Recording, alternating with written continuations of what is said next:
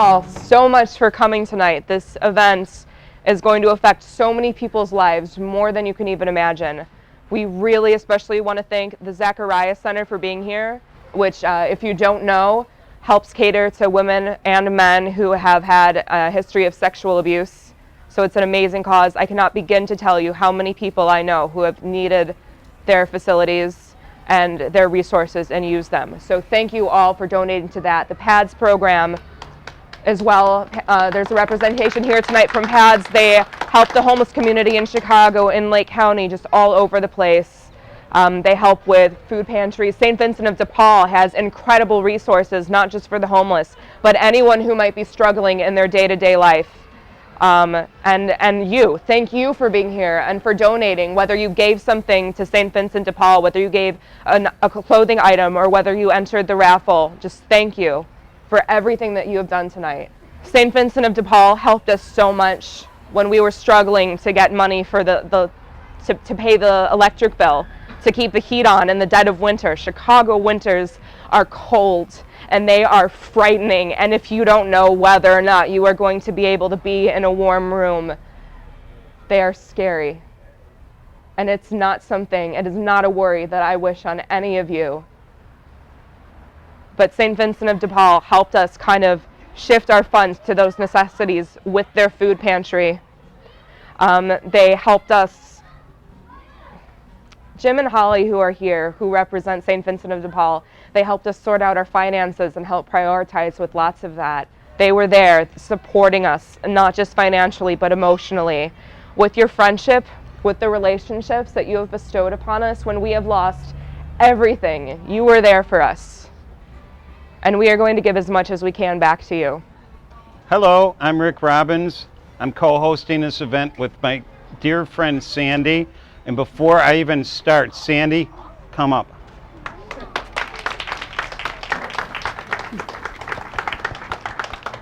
Sandy's the one who started this. Wait, hold on, I'm not done with you yet. I'll tell you when to go.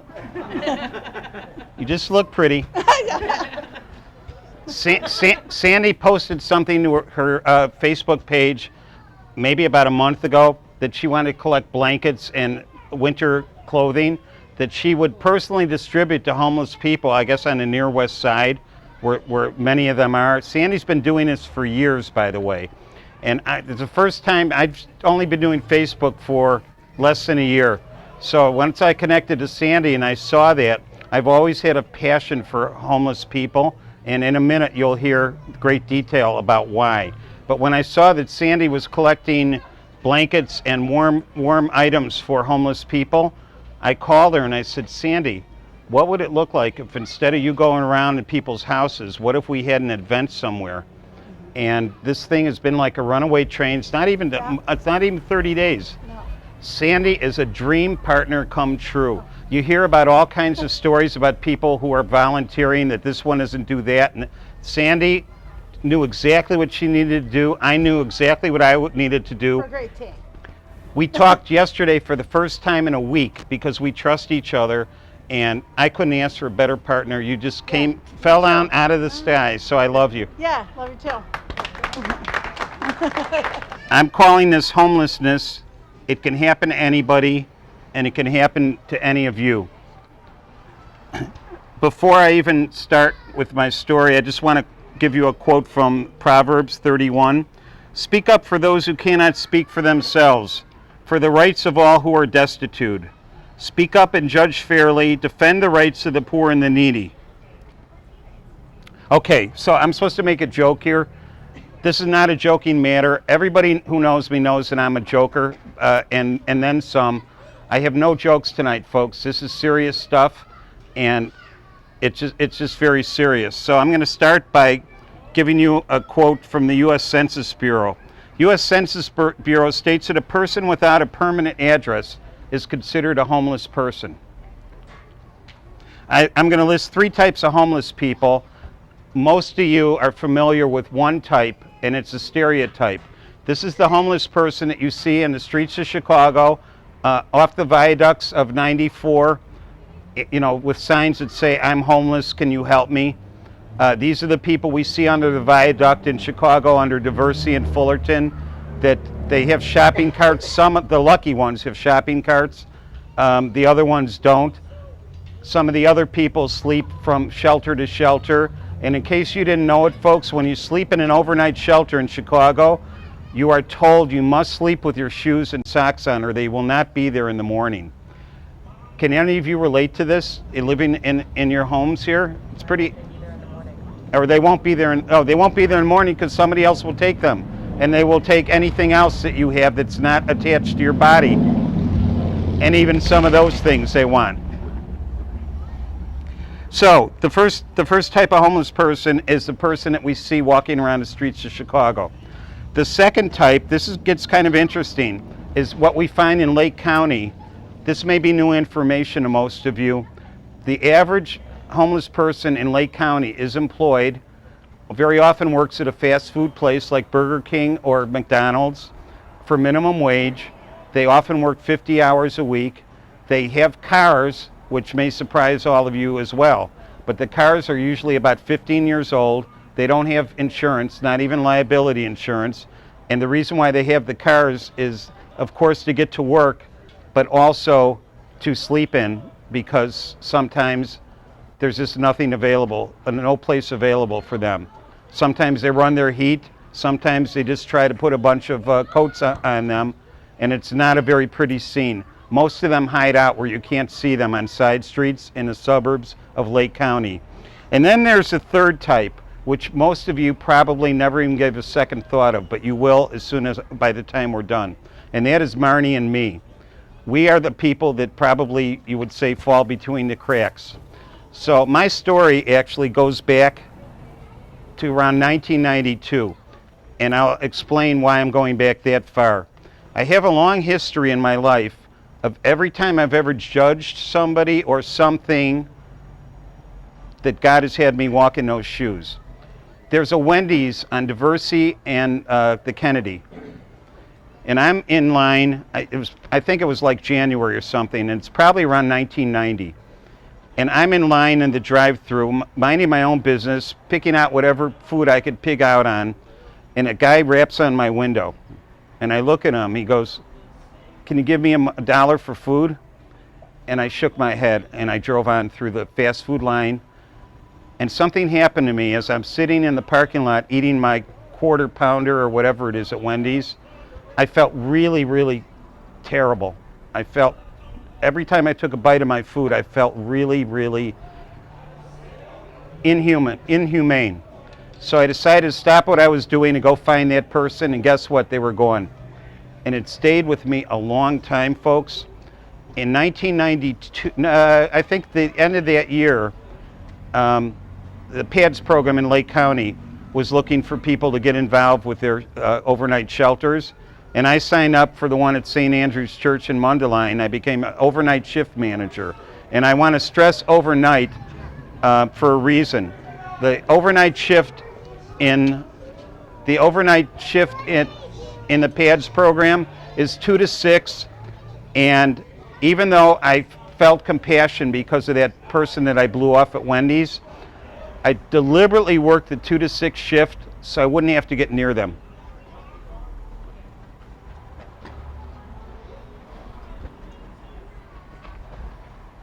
Because everybody was asleep, and the only time they got up was to go to the bathroom.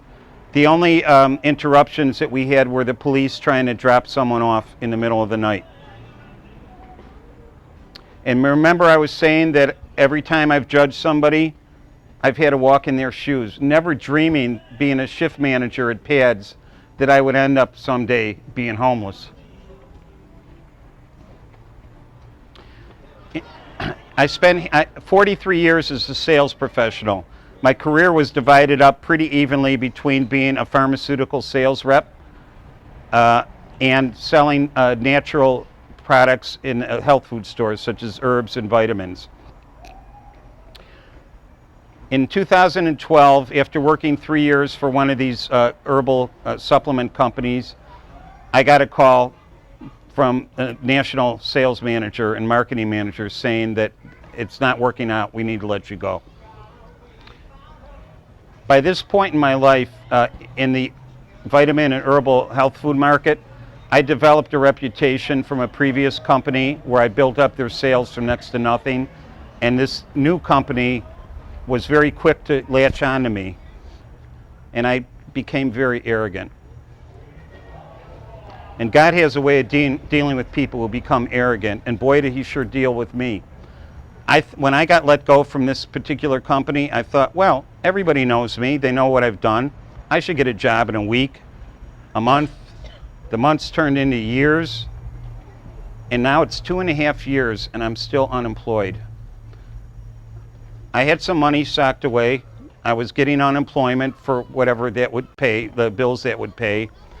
And one day I said to Marnie, who lived with me since 2008, I think, or 7, I said, Marnie, we're not going to make it. I need to ask for help, and this is the hardest thing. Those are the 3 hardest words there are to say, folks. I need help. Whatever pride and arrogance you have is out the door. So I called my rabbi, who unfortunately, for those of us who knew him from Congregation B'nai Maccabim, he passed away suddenly July 25th, and we're not the same without him. I told him what was going on. He said, Rick, go to your township and tell them you need help. So in Mundelein, it's Fremont Township. I put my tail between my legs and went to them and said, here's my situation. They directed me to St. Vincent de Paul, and I was lucky enough to encounter Holly and Jim Robinson. Wave to everyone, Holly and Jim. Can you get a picture of them? I want to embarrass them. Can you get them on the camera? I want to embarrass them. Smile. Too late. Holly and Jim came out to our house, and they were our caseworkers. And they took a detailed history of us. And I don't want to go into specifics because that wouldn't be right. But if it wasn't for Holly and Jim and St. Vincent de Paul, we wouldn't have we would have lost our car. If I lost my car, folks, it would have been downhill after that. So I want to thank you, thank you, thank you. Okay, so I had a deal with my landlady to pay half rent for a year because I'd been there for quite a while, and she trusted me. Well, the year came and went, and she said, Rick, I can't keep you anymore. You and Marnie and Tank have to move. Tank is our 125-pound Alaskan Malamute, and I'm mentioning him for a reason. There were 2 legs to our journey at the 8 months. We spent 4 months with a family that, I'm sorry, what? 8 months of homelessness, thank you. 8 months of homelessness. Tank was along for the first 4 months of it, and the situation, it didn't end well, we'll put it that way. Then and this is a family from our wonderful congregation, B'nai Maccabim in Green Oaks. Then it was time for us to move in with another family who took us in, minus Tank. Somebody in the house was scared of dogs, especially dogs his size. So Tank wound up going into a canine daytime, canine playtime doggy daycare in Mundelein. And he wound up staying there for 157 days. And that's one of the other places and persons we want to thank, Marla Lunt from Canine Playtime. The bill, when we were finally able to come out of the homelessness, was probably somewhere around $9,000. Marla wouldn't take a cent, and she said, just give it forward, pay it forward, Rick, at some point in time. And there's four major reasons that people become homeless. No income, alcohol, drugs, mental health issues. Now I will make a joke. Mental health issues, and Rick, I've always lived on the edge. My mother, if she was alive today, would call me a screwball. I don't deny it, and that's just who I am. My friends over in the corner there, take your snarks if you want to, or save them till later. But anyway, so for Marnie and I, it was a no-income situation. Alcohol and drugs, no. Mental health issues, I've always leaned over the edge looking down as far as mental health goes. And seriously, depression and anxiety and insomnia, that's all part of the program when you're homeless. And I'm still working to have victory over a few of these items, but we all are in some way or another. everybody carries a burden. No one walks in another person's shoes. And many people are always one paycheck away from becoming homeless and having the whole thing crash down on them.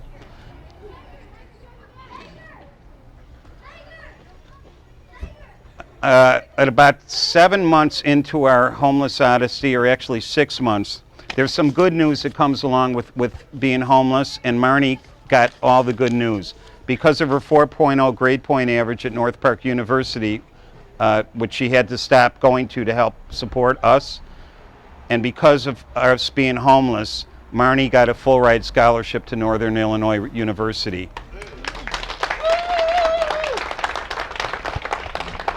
I'm proud of you, Marnie. Let me study. Don't yell at an old man. Anyway, I was ready to actually take early Social Security. You might be asking why it took me that long. You know, when you're right in the middle of something, you're not the sharpest knife in the drawer. And I wasn't, and I just missed it. And one day the light went on. I was applying for jobs, folks, for 6 hours a day, sitting at my computer, talking to people. But again, the arrogance set in. I had a number of jobs where I actually carried this arrogance thing with me.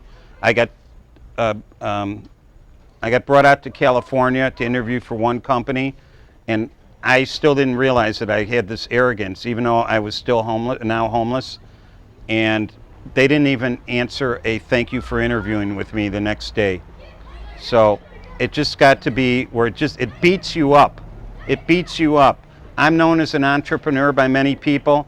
It just stopped. I just could not do anything anymore. I became paralyzed. So anyway, once Marnie got this scholarship, I said, you know what, Marnie, we've lived in several places. There's a way that we can pool our resources, my taking Social Security and some other business ideas that I had stopped pursuing. We wound up with a house in the DeKalb area, and it's a brand new day for us from the moment we moved to this cute little town outside of DeKalb called Cortland. It's like Mayberry, and every day is a new adventure. Don't know what's in store next, but I wanted to give something back to St. Vincent de Paul, to my congregation, my wonderful congregation here. Marnie and I travel 70 miles each way to worship with them in Green Oaks almost every Saturday. I wouldn't think of going anywhere else. I love you guys. B'nai.org. Hi, my name is Holly Robinson. I'm the District 1 President of St. Vincent de Paul. That's all of Lake County. And Jim Robinson, my husband, he is the spiritual advisor for us. We're a Catholic lay organization comprised of people who are trying to help people, and by doing that, through doing that, we become more spiritually involved in our own faith journey. It's a tremendous job. At the time, we're from St. Mary the Annunciation. It's in Mundelein, one of the Catholic churches in Mundelein, and we got the call to visit Rick and Marnie, and we were just touched by what was going on in their family, in their situation, and we helped them as best we could. Two of us go out on a visit to the family and evaluate their situation and determine what their needs are, refer them to services that are all out there, and when they fall through the cracks of those services, we try to step in and fill those cracks, which is what we did with Rick and Marnie. And but we also have at the thrift store in Libertyville, which is in the Baker Square Shopping Center, small ad, we have a voucher program where we can give clothing to people who are in need. So many items of clothing to each member of the family. And on a special basis, we can give household goods and furniture. Well, I called the manager and found out that, yeah, we can get Rick the furniture that he needed. And that was great to be able to furnish his new home.